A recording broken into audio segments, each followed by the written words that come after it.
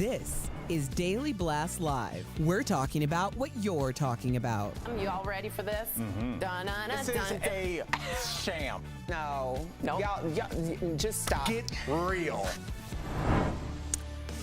Welcome to DBL. I don't know about you, but I've been living for the Olympics. Me too. Yes. I really, and no one else? No, me too. I just don't think at that level. Okay. that you're I'm at. spending a lot. I'm alone a lot Like at an night. Olympic coach wouldn't be where you are. Okay, I'm Yes. alone at night watching it.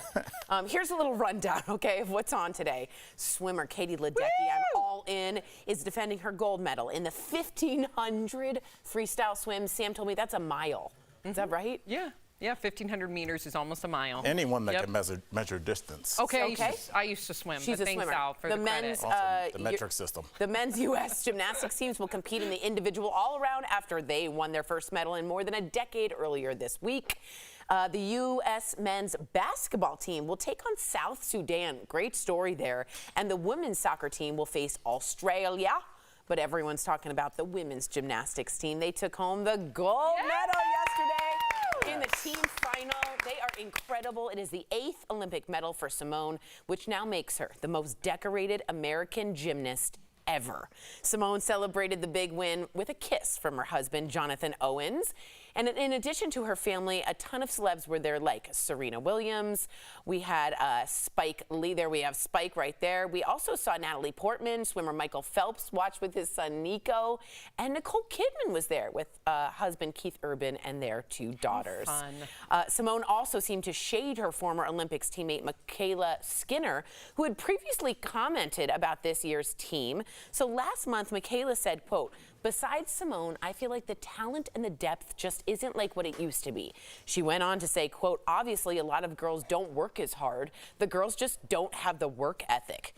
Seemingly in response, Simone posted a number of pics of the team winning, commenting, quote, "Lack of talent, lazy Olympic champions." Burn from Simone, a Biles burn, if you will. So that was a lot to break down. What do you guys all make of this? What do we think of the Simone, Michaela? I'm hoping Michaela's comments were out of context. I Don't could be seem wrong. like it. I know it doesn't seem like that, especially if you have the response from Simone. But, you know, a number of those Olympic athletes, at least on the USA team, and I can only imagine on all the gymnastic teams, a lot of them were recovering from injuries over the last 2 years, 2 kidney diseases with Suni Lee. So maybe she didn't know their entire backstories and why they weren't able to put in the work that most Olympic champions do. But they're still Olympic champions. And I'm going to try and give Michaela the benefit of the doubt here because I just don't know what the full conversation was. I'm hoping it's not about this. Jeff, what do you think? Because I don't think that she was cheering against the United States. I just feel like that was her thoughts. And the Would backlash. you say that if you were previously on the team, though? That seems like maybe. Those are horrible thoughts to say about Most people do. If we are football junkies. Every time that there's an ex-player that used to play for the Giants in the 80s, they go, these players just aren't the same anymore. They don't play as hard as we do anymore. You know, they don't have to go through the tough practices. She's a generation removed. There have been changes. Not really, because she's 2020. She was on the Olympics team. This group is older. They're all the same age, so she's not a different generation. But she is allowed to have those thoughts, Sam. I really worry that we're falling into groupthink, that everybody has to be like, A-OK Team USA. I think we're all on the same side. I know, but when it comes to an Olympic athlete who literally, if you watch the stories of every single one of those athletes, one of them was sick last night, still powered through. Jade Carey. I think it's such a slap in the face to call an Olympic champion who, they may not be working as hard as you may think, but again, you don't get to that level. Your coaches won't let you slide by. You won't be able to make the Olympic team, let alone get a gold, if you're not putting in the work. So it is a slap in the face to kind of be like, oh, you don't work hard enough, when you're literally bleeding and going through diseases to overcome the adversity to win an Olympic medal. I totally agree with what you're saying, I'm not Tim. saying it's her. I'm hoping it's out of context. she's allowed to have that thought, and Jeff, I want you to jump in. We're allowed to disagree. But I would be upset if that was my former team. As you should. Use it as bulletin board material. Yeah, I think jealousy is a terrible virtue. But unfortunately, when you're young, you have to kind of go through that. And I think what Al's saying is the truth. I think there is something inside her that's a little jealous. She's not competing anymore. And seeing the people that she was teammates with, thinking I can still do this in my head. having that thought, and I think a lot of people do have those thoughts, wanting them to fail for your own success. I remember graduating high school, and I wasn't part of the high school team, but I moved on to college, and there was a little bit like, I don't think this team's going to be what it used to be when I was there. And that's being honest. That's a terrible thought to have. You have to outgrow that, and I did throughout my years, but I think that's what we're seeing a little bit from Right. the I'm It's just a very afraid human to. I agree thing. with both of you. I'm afraid to paint Michaela in this picture when we don't know if she was talking about gymnastics in general. We don't know. And again, with Simone's response, it makes me think that yes, there is some ill will there. But what if she was just talking about gymnastics in general? Right. And what if, Maybe she was. Maybe she was. What We if don't she know. really thinks that? Great. Is she allowed to think that? I would totally Yes. agree with you, but groupthink is very good for getting gold, so I would only like it for this moment. I wish she hadn't said it today or yesterday. I do think it's interesting. They do have a group name. This is what Simone Biles tweeted. The name of their team is called Golden Girls because they are the oldest Olympic team, which I think comes with a lot of experience. Famously, the Golden Girls weren't that old. Yeah, they were like 53. They weren't that old. You're right. They were supposed to be like 50s. And now J-Lo's 53, and you're like, yo, Blanche, like, B. Arthur could have done something, you know what I'm saying? I know. I'm sorry, who was? Sophia was the J-Lo is oldest. 55.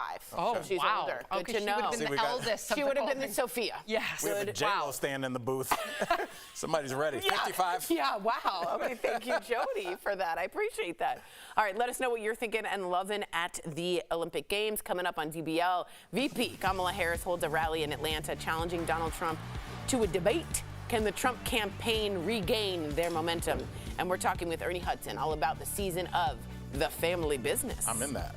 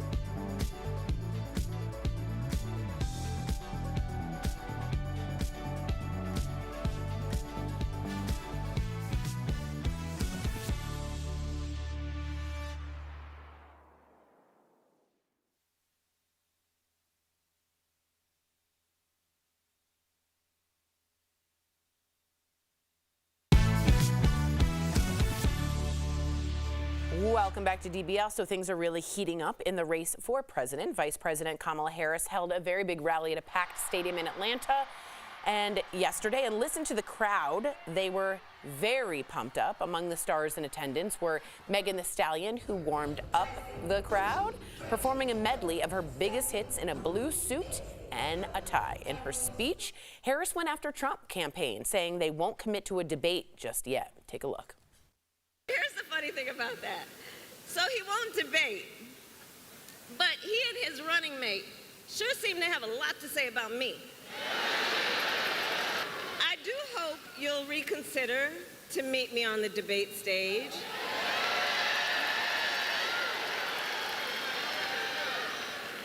Because as the saying goes, if you've got something to say, say it to my face. Former President Donald Trump and his running mate J.D. Vance will hold a rally at the same venue on Saturday.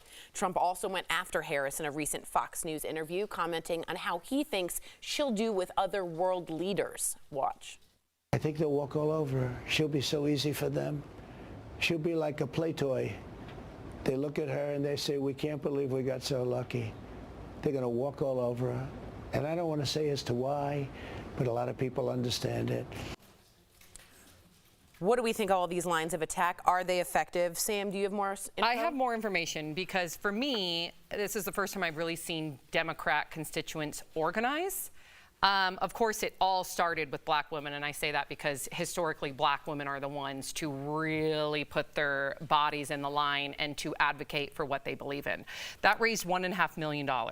Then, following their lead, Win with Black Men raised $1.3 million. Then white women answer the call 2024, $8 million. And we really don't see white women show up. That's just, again, historically. So for them to show up, raise $8 million is a big deal. South Asian women for Harris, Latino men for Kamala, and white dudes with Harris, they raised over $4 million. And Jeff Bridges, known as the dude from The Big Lebowski, he made an appearance. It was like, there was a call for the dude. And he was there on the Zoom call with just regular everyday constituents, which I thought was really cool. And then there is a new Bloomberg News morning poll that shows Trump has lost his lead in key swing states. So as of right now, we know this can change. Arizona, Harris at 49%, Trump at 47%. Michigan, Harris at 53%, Trump at 42%. Nevada, Harris at 47%, Trump at 45%. And Wisconsin, Harris at 49%, Trump at 47%. Now in Georgia, they are tied. So it'll be interesting to see what kind of momentum Trump brings when he speaks also in Georgia. Yeah, exactly. Jeff, how do you feel about all this? I'm kind of exhausted, to be honest with you, with politics. It's just... You're like... I understand the gas pedal's down now, and we got under 100 days till the election, but it's just the back and forth, and then tell me what you're going to do for the country. Maybe not how bad the other person is or how no one's going to respect the other person or whatever it is. How about you tell us how to improve this country? We're not in the best place right now. We're at each other's throats. We're divided more than I've ever noticed in my lifetime. Maybe that is a repeat. Maybe history repeats itself. I don't know. We're living in this time. But I'm exhausted with it. And if you try to even mention something, and it doesn't even matter which side you're on, you're lambasted for it. Just saying, hey, I wish they would move a little bit more on this political agenda. No, you're out. You're not one of us. Cancel. You're off. You're done. I'm so tired of that rhetoric, and I'm almost exhausted to talk about it. Like, if someone brings it up in my normal life, I'm out of there. I am straight out of there. I'm going fishing. So I don't know about the rest of America, but I'm just tired with politics and the back and forth. I want this election to be done and move on. Well, I mean, this is kind of where we are, Jeff. I mean, I've said this since we started this show. I miss the days of boring politicians. I remember like 2013. No one knew who like the Attorney General was, you know, but now everybody is so immersed in politics, it's really the only way that we can converse with each other, and the only way Americans can really converse with each other is through arguing. Even whether it's sports, if it's Bud Light, let's argue about it. And so, Jeff, you are right to feel burned out. All Americans do, because everything that we enjoy, or used to enjoy, it's now used to pit against us. You want to watch the football game? Well, what do you feel about kneeling? Stand up. It's just like, I worked 72 hours this week. Yeah. I have 3 kids under the age of 5. I just want a weekend, but they take whatever you're drinking and make it an argument, whatever you're listening to is an argument, whatever, anything that you do is an argument. And I think a lot of Americans are like Jeff, where you're just like, I just wanted to just enjoy this life that I've been given. And it's very different. They've made it impossible because the American different people have taken the nerds, which are politicians, they are nerds, that want to be famous, and you guys have made them famous. Don't look at me. You love this. You love the fact that these nerd politicians are famous now. I do. I just want to say all that apathy, which I completely understand, Jeff, and I feel it too. I'm having stomach problems because of all this election stress. I hope that doesn't stop people from going to the vote. That's my biggest thing. Whatever side you want, just get up and make sure you have a voice. Just don't tell people who you vote for. That's true. Keep it to yourself and your therapist. We'll be right back.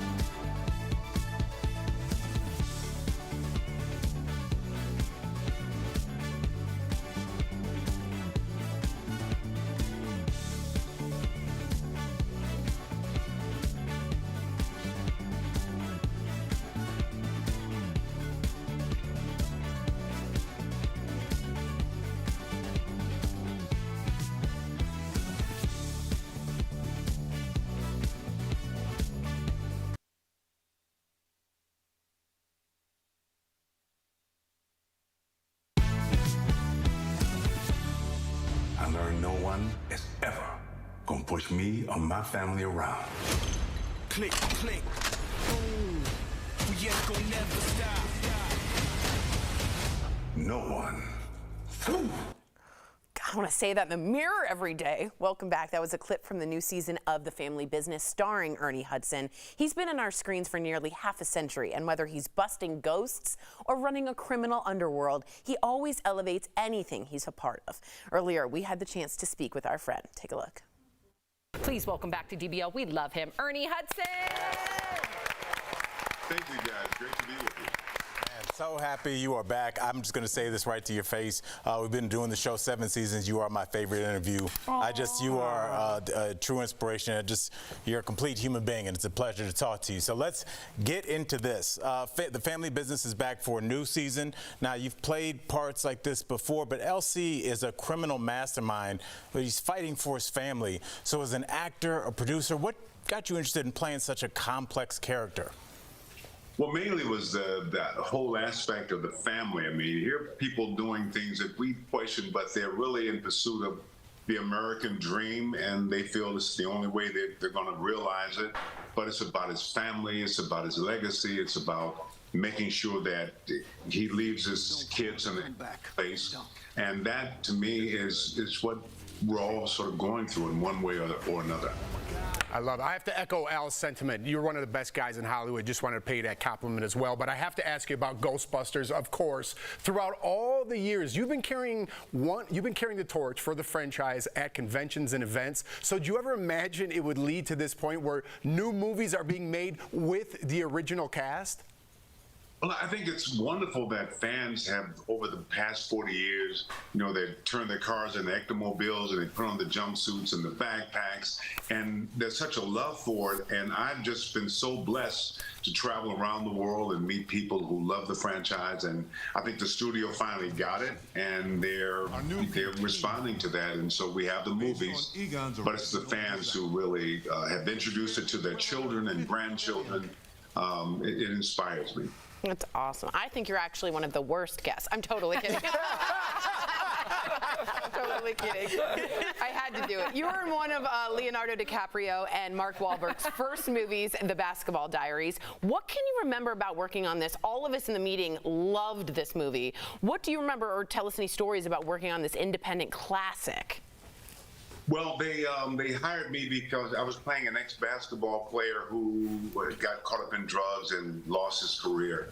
But they hired me without asking me to play basketball. When I got on the set, assumed because I'm 6 foot tall and a black man that I could basketball, which I can't. Intensity that Leonardo sort of brings to his work. And I just really just had a great time with him, especially the scenes we had together. Yeah, I loved working with him. And the whole cast, Mark Wahlberg, It was just a great. Tremendous movie. What if the movie took this weird turn where because he couldn't play, Leo had to start teaching him how to play basketball? And you're just like, what am I watching right now? It's a totally different movie. We had to make some changes on the fly. Well, most people are shocked to find out that you are 78 years old. Now, we're seeing a clip of you training right now. You've actually always looked like this. You've just never been seen like this until now because you're wearing a t-shirt. So did you ever expect this response, and why do I feel so weird? I've been seeing you like this for years. Not even that. Let me just be very clear. You remind me of my father. People will say things about my father aesthetically, and he's in his 70s, and it just makes me so uncomfortable. So now I'm here, and yes, sir, please take the floor. Well, I don't want you to be uncomfortable. Please take your shirt off right now. Lately, I wear this everywhere now. But I think my career early on, I started being the boss, wearing suits and ties. I did Oz for 8 years, and every guy on the show had a nude scene except me. They never asked me to take off the tie. So suddenly, people realize I have arms, and I'm very flattered. That T-shirt you should sell out. I mean, whatever company you're wearing, sir, you might want to be the brand ambassador. I think so too. Is this legal? What you guys are doing right now? I know. We need to stop. I'm sorry. You look really great. do. You really do. Oh my goodness. Thank We're just you. proud of Thank you. you for answering And we're that also question. thirsty over here. Okay, enough. Ernie, we obviously adore you, and you look fabulous. EBL Nation, For different reasons. catch the new season of The Family Business Thursdays on BET Plus, and you can watch the earlier seasons on Netflix. Thank you again, Ernie. Thanks, Always Ernie. great to see you. We'll be right You're back. the best, man. Thank you. Thanks.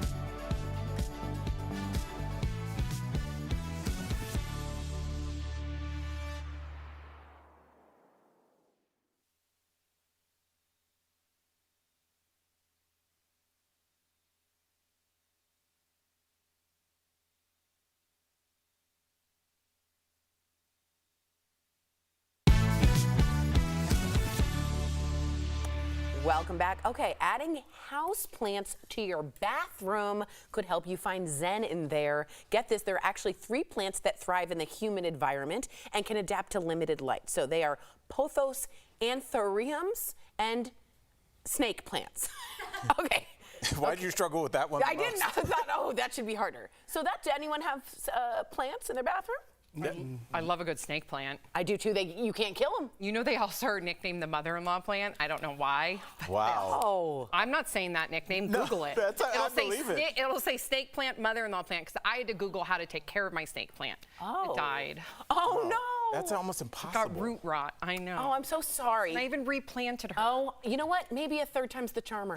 That's what I'm thinking. Jacuzzi can help you create a relaxing space. Jacuzzi offers an unmatched, stress-free remodeling process. Call 1-800-996-0017 or visit jacuzzibathremodel.com. We do want to thank Sam for not just going after Michaela Skinner. Tell us a little bit more. We found some additional info. Yes, so Michaela Skinner was interviewed a month ago, right after Olympic trials, and she was asked specifically about the difference between the Marta era. Remember, Marta was the Hungarian-American coach that was later kicked off. I don't know if there was any legal, that's some stuff that we can find out for later, but she was comparing how it was one mindset, which was later deemed abusive, and then this new mindset. And that's what she was specifically asked and what she was responding to. So I don't think it was a dig at Simone. I think Simone's response was actually to all of these clips that are surfacing, calling all of those athletes lazy because they all took time off for their injuries in the past 2 years. Call them champions. We'll see you tomorrow.